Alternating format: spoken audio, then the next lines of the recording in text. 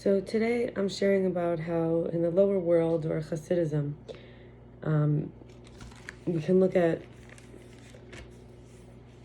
being like the surprise of God being us, and making peace with any harm we might have done in the past. So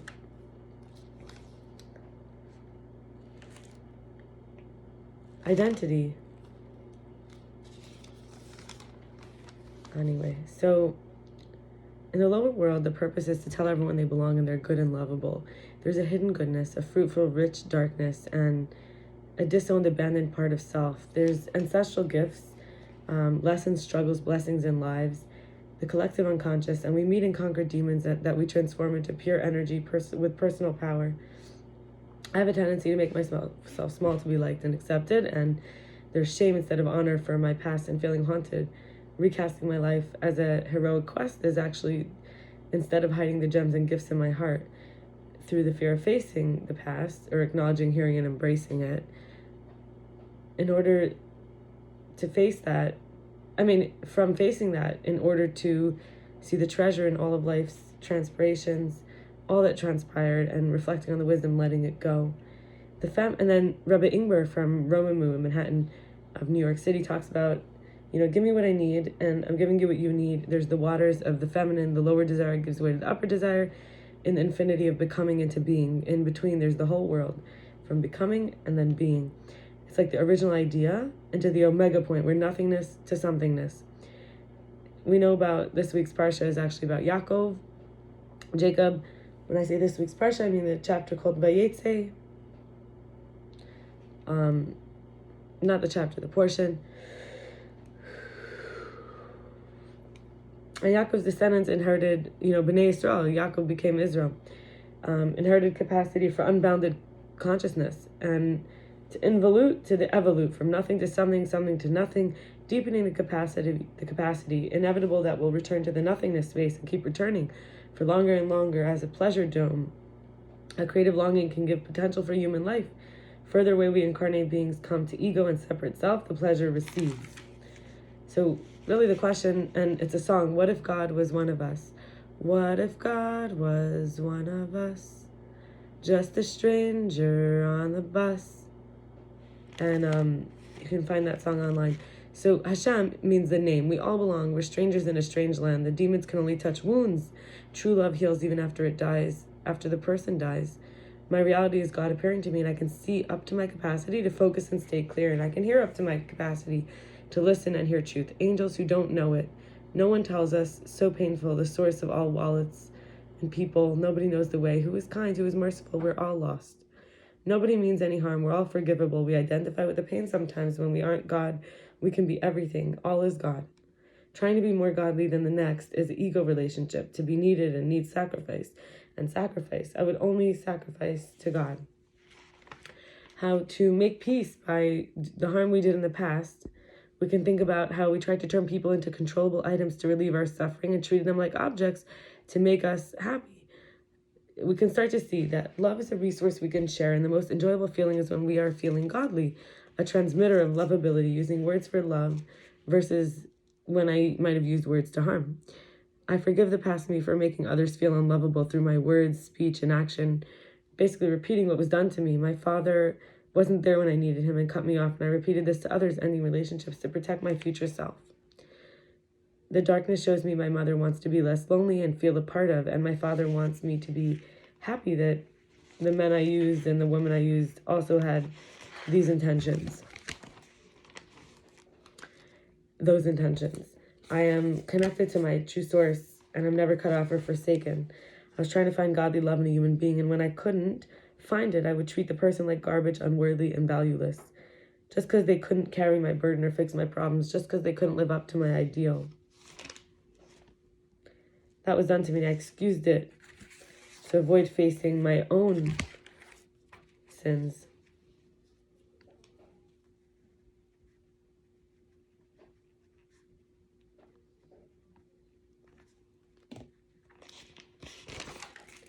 And when we think about dissociative identity disorder, because I'm talking here about being godly, being not godly, being a past self, being a future self, being in the lower world, the upper world. It's a chance to be an angel. People would say they were Jesus, right? It's to set the code from scratch. Precious to lose false identities and freezing because it doesn't feel safe. Learning to feel safe, triggering one's own dissociation, not only a body, not having to conform to external, not being deluded by what's temporary, not identifying as the roles that are transient, not identifying as feelings or emotions, not looking to others for divine guidance, looking within for self-knowledge, constant opportunities for introspection, by choice letting go of the past, by choice letting go of being in charge, by choice owning living in the mystery, by choice letting people go and situations, moving forward to accommodate self-development and not needing to have a fixed happiness routine, feeling innocent and self-forgiveness, not needing to memorize grudges or resentments, recognizing no one has the answers for another, recognizing the truth of self lies in the present, recognizing realities beyond labels or words, and recognizing direct experiences above description, outgrowing attachments and addictions with grace, a chance to start fresh in any area. And I want to talk about the demon love of more and more. I'm still seeking love from the wound, in other words. I mentioned that demons can only touch the wound. So we can think of them as like infectious, the separation. A wound is the separate. So it's like colony arises when actual self and,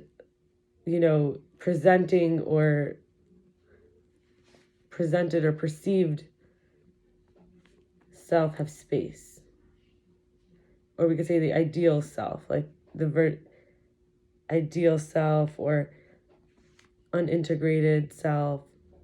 So we can see signs, for example, when I'm running away from love or testing lovers' boundaries and mercy, or clinging to a person like a parent, or having sex when I didn't want to, or I'm the one making all the effort, or I wish we're different out loud, or I can't put myself in the other's shoes, I can't end the friendship once it's unhealthy, I'm afraid to let my hair down, or I don't express my anger or fear, I feel the need to lash out or lower them, or I'm violating my own values by pressure, I don't feel liked or seen or understood, or I'm causing wishing harm as a teacher, I try to do for them what I want, or I try to fix what I don't like, I think they want to hurt me, I look outside of me for fulfillment, something wrong with how I live my life, or I can't keep getting to know them, they don't want to hear my perspective, or there isn't quieter space, it's too distracting, or telling me or them what to say or do, like them telling me or me telling them, desperately craving an understanding of them, or even just to be noticed, sorries that cannot be said by me or them, having to hide when I'm with them, or I want to impress or prove something. And Rabbi Ingber talks about Abraham, the last few Parsha portions, like the Chumash Torah portions, we divide up the 5 books of Moshe, which is called Chumash, which means Chumash, 5, into the 52 weeks of the year, and when it's a leap year, into all the weeks of the year. This year is a leap year. So the valence veil, Rabbi Ingber from Romemu talks about Avram's 10 tests is like a valence veil. If we hurt with blind devotion, we can't ask for others to also be spirit of pain, because which God are we serving? So when we're possessed by demonic force, it's like we're asleep, it's asking for sacrifices, but we can't sacrifice our beloved wounded children of the world, our past lives. The elected one is not always the prophet. God has a plan for everyone, though, every moment in every place, and we can't worry because that means we don't believe. And at the last moment, it could all switch. Hope can be rekindled because when we parch our own thirst and also put out our own fires, we're able to have the water pour forth.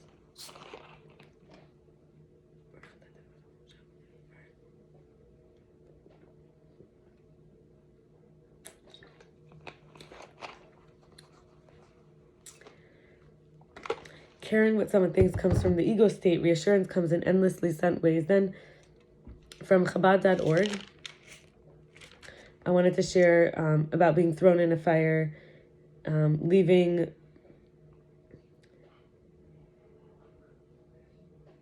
homeland for Canaan. Upon arrival to the promised land, there's a famine. Egyptians bring his wife to Parai. He had a war with the 4 and 5 kings. He marries Hagar after Sarah's childless, and he's told the kids will be strangers in a strange land. He has circumcision as an elder. 7, Achimelech, the Geror king, captures Sarah intending for himself. He has to send Hagar away after having a child. His son Yishmael becomes estranged. and he has to sacrifice his son Isaac on the altar. And finally, I've talked a lot about ideal versus good stretch, wow, or real self. So when we identify as righteous or light worker, really we're talking about identity. It has to be coming from within, privacy, without it needing to be dependent on anyone else. So when we say tzaddik in Hebrew, we mean a righteous one, someone who's generous or benevolent or works with the light, uprighteous. And to be able to be a private tzaddik, we have to be okay with not getting our needs met. For example, being that I'm lovable and good when I'm sharing love. The unconscious wound can drive me to love others instead of myself. So to genuinely love, have to first heal, and reassuring and echoing myself before going out, walking with God lest others influence me while I mingle. Upper and lower worlds is crossing day and night without becoming either one, at the exclusion of being a traveler or a visitor. Killing the needy, insecure self doesn't work. We have to see just how painful and unfulfilling and lonely and boring it is to deny a higher power and then become aligned with the divine flow that can be used, that I can be used by, and then I can be a channel. Therefore, I don't ever need to stop being me to appease someone's false god. My needs and security are provided, and then I can have that foundation of trust and faith that allows me to break boundaries and inspire people who may be numb to their pain that comes from denying the higher power and identifying as a needy, insecure self, basically turning to God for anything and everything.